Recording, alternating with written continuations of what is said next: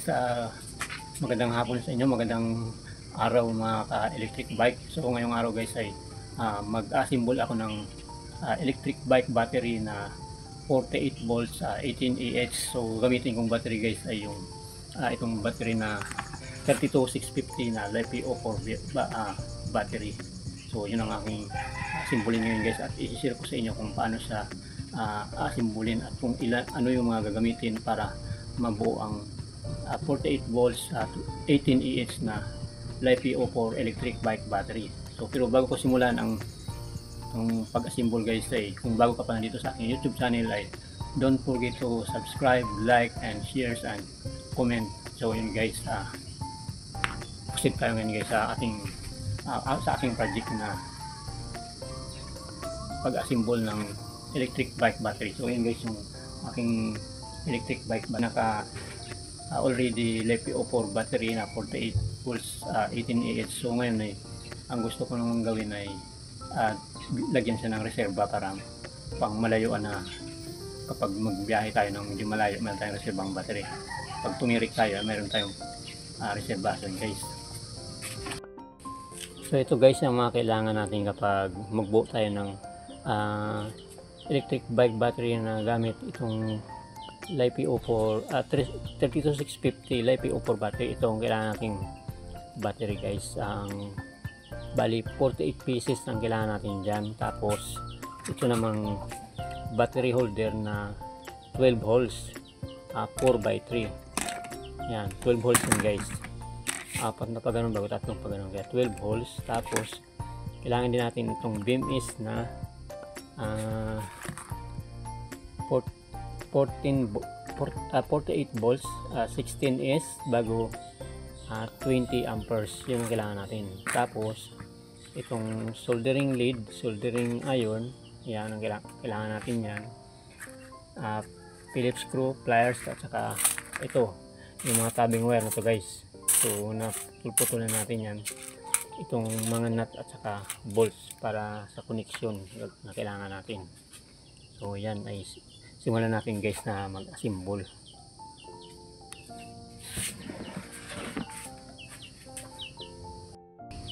So ngayon guys ay magsimula tayo na mag-assemble itong project natin na electric bike battery na 48 volts 18 Ah.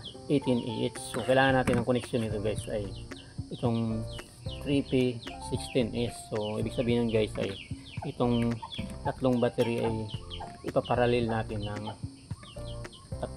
tatlong piraso, nakaparallel yan guys. Ganyan. Ito yung positive, silalim naman yung negative. Yan, positive yung ibabaw na to. Tapos sumunod na to, gawin naman natin ay naka negative yung ibabaw. Ganun lang guys, salit-salit lang yan. Ipaparallel natin mamaya. Ganyan siya. Ulit-ulit lang yan. Tapos sunod yun guys, positive ulit, positive, negative, positive. Ganyan lang siya.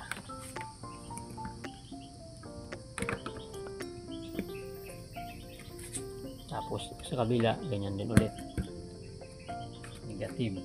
Ang kabila naman positive. Mali. Ganyan. Ipaparallel natin yan sila. Ganyan. Tapos saka isisiris.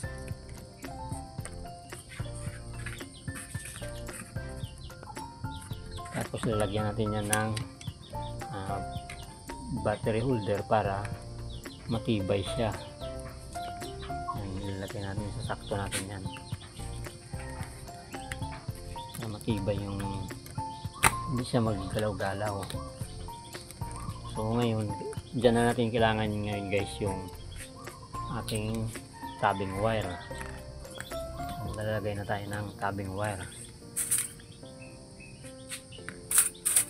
Kailangan natin ng ito, ipaparallel natin yan guys. Parallel.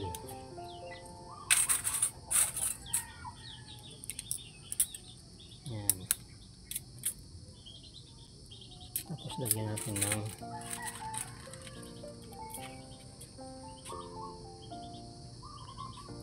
lagyan natin ng nut ay washer guys, hindi siya basta magluwag.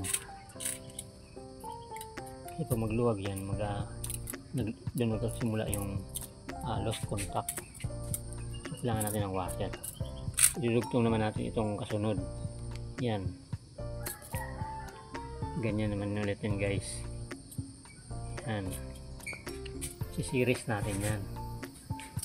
Positive yung silalim, idugtong natin yung negative ng pangalawang layer niyan. Yan, ganyan siya guys. So ang ginamit kong sapin guys, karton, para hindi mag-short, kasi mamaya kung mag-connect na tayo ay mag-short yan, ay maiwasan natin yung pag-short, mag-short circuit.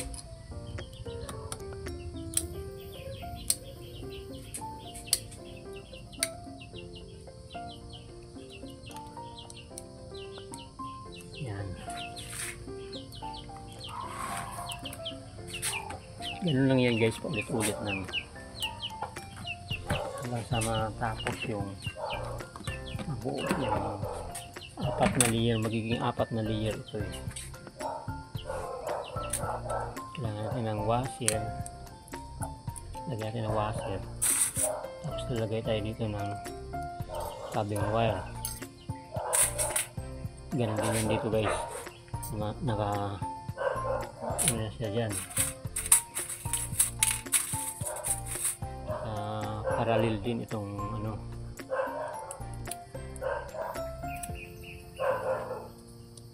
yan, parallel natin. Kanina ito positive, ngayon negative na naman, salit-salit lang.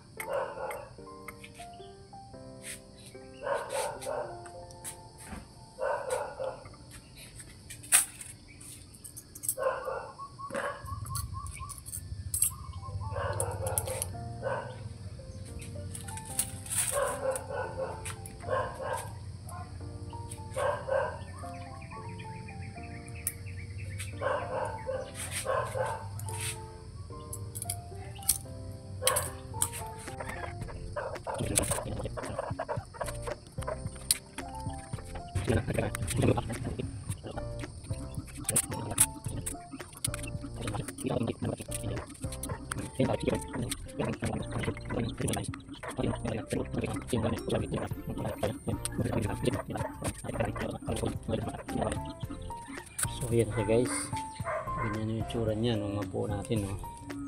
So ilagay natin yung connection dito na ito yung negative, ito na yung positive, mag-series tayo dito sa gitna guys. Yan, i-series natin yun. So kailangan natin na cabling wire ay yan, ganyan siya guys, cabling wire. Yan yung kabila, naka series. So pakita ko kung paano nangyari guys.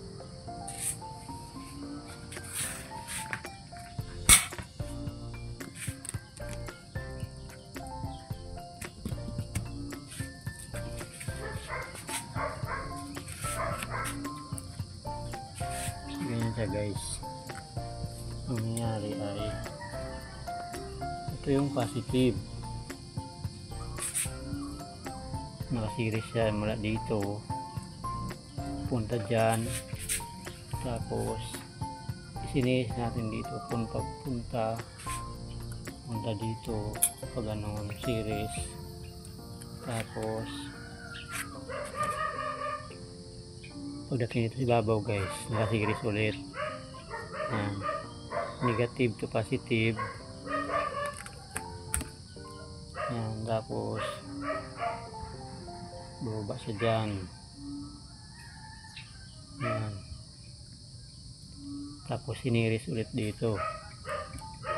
Yan guys, nakasiris ulit, packet ulit dito, negative positive. Yan, negative positive, packet dyan. Ito ngayon yung negative. Ito yung output ng positive, ito naman yung output ng negative. So ito yung output ng positive, ito naman yung negative. Yan. Series pabalik dito, series dito doon, series doon, dito series. Ito naman yung kanyang negative line, positive.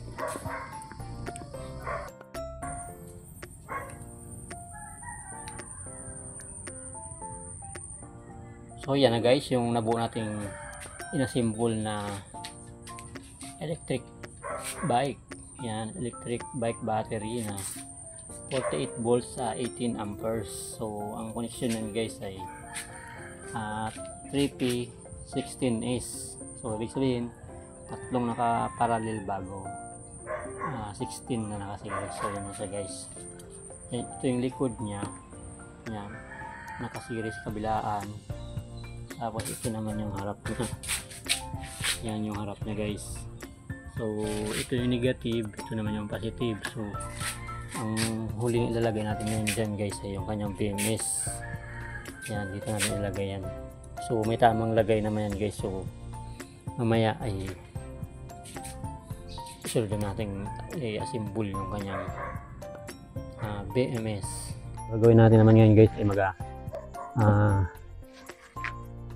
kabit tayo ng BMS sa ating project na battery guys. So ang pagkabit nito ay kailangan tatanggalin natin dito sa yung wire, tatanggalin natin dito sa ating BMS bago natin i-connect. So ito guys ay mayroong 17 na wires, isang negative at saka 16 na positive. So mag-start tayo ngayon na mag-connect dito sa negative side. Itong negative ang unahin natin ikakabit. So ang negative guys ay dito sa ginawa natin kanina ay ito yung negative. So sunod-sunod lang yan guys. Dito tayo magsisimula. Dito natin ilalagay yung itong black na wire natin. Yan.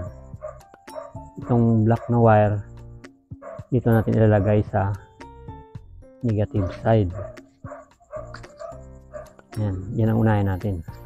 Dito natin i-connect. Tapos yung first positive dito natin ilagay sa pangalawang first positive.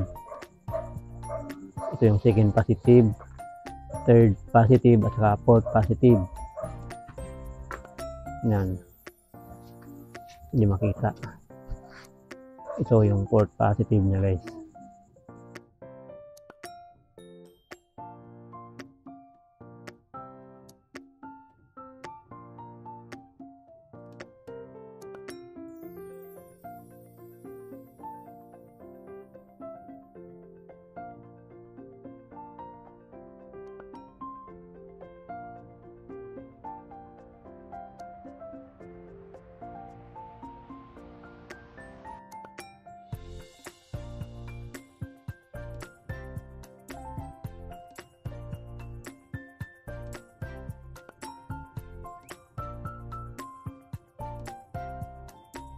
One, two, three, four. Ang 4 positive na tayo.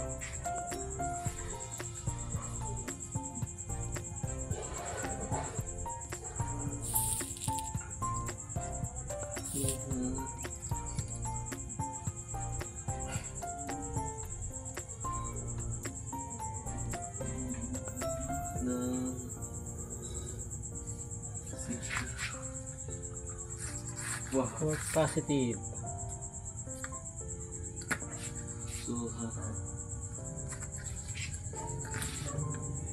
Import positive na tayo guys.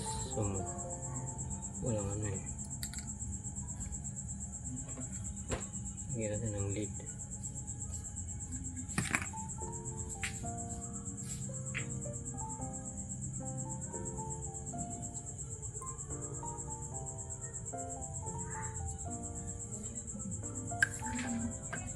Yan, nagabit na natin yung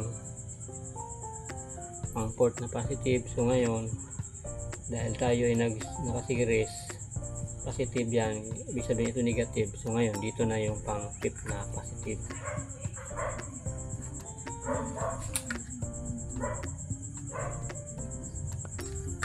Ang pang limang positive ay dito na tayo. Ito na ang sunod. Kasi pag ano yan guys, yan. Dito na tayo. Sunod-sunod lang yan guys. Kaya dikit. Iwasan na magdikit yung lead natin guys sa kabilang terminal. Kasi mag-short yan, mainit.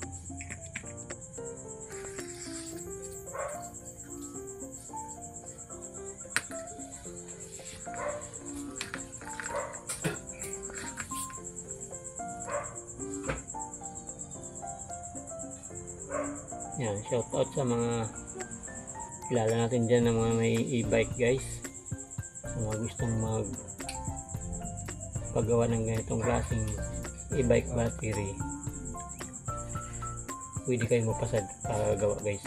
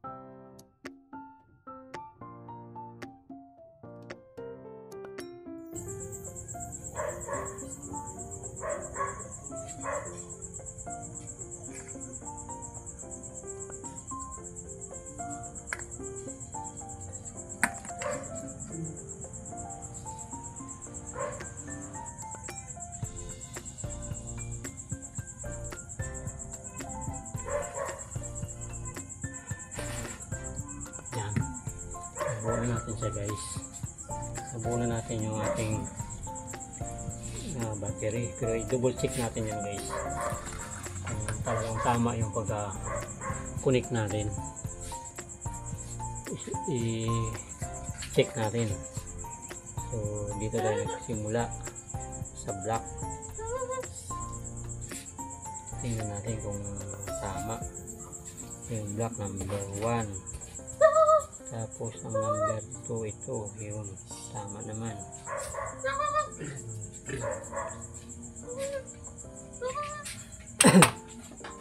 Number 2 sakto naman. Tapos sumunod ay dito yan, ito correct yun. Na natin double check, baka mali i-connect. So, ito yan, ito naman.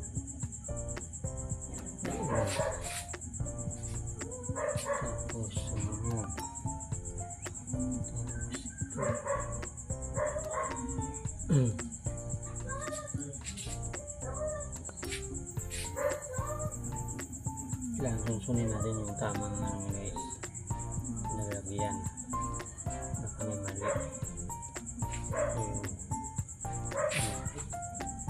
Ito guys, ito tama, walang mali dun sa connection natin. So ngayon ang gagawin natin yun guys ay talian natin ng maayos para maganda.